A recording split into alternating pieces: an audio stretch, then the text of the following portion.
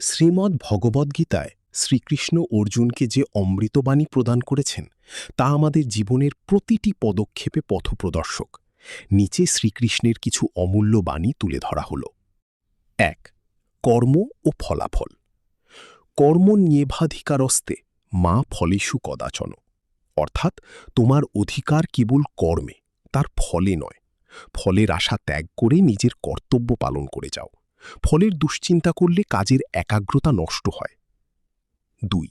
আত্মার অমরত্ব। শ্রীকৃষ্ণ বলেছেন, আত্মা অবিনশ্বর। শরীর ধ্বংস হলেও আত্মার মৃত্যু হয় না।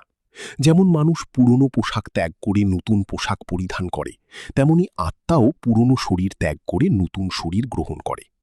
অস্ত্র তাকে কাটতে পারে না, আগুন তাকে পোড়াতে পারে না এবং জল তাকে ভেজাতে পারে না।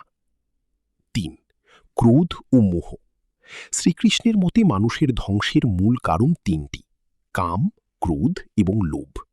অতিরিক্ত রাগ মানুষের বিচার বুদ্ধি কেড়ে নেয়। বুদ্ধি নাশ হলে মানুষ বিভ্রান্ত হয়ে পড়ে এবং শেষ পর্যন্ত তার অধঃপতন ঘটে। ৪. মনের নিয়ন্ত্রণ। যিনি নিজের মনকে জয় করতে পেরেছেন, মন তার সবথেকে বড় বন্ধু।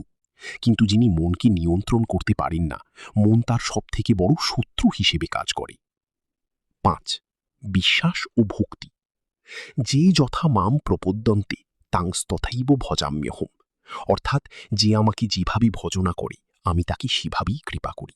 মানুষ যে পথেই চলুক না কেন, শেষ পর্যন্ত সবাই আমার কাছেই আসে।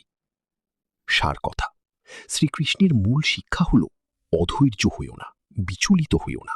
নিজের ধর্মের কর্তব্যের উপর বিশ্বাস রাখো এবং ঈশ্বরের উপর ভরসা রেখে এগিয়ে যাও।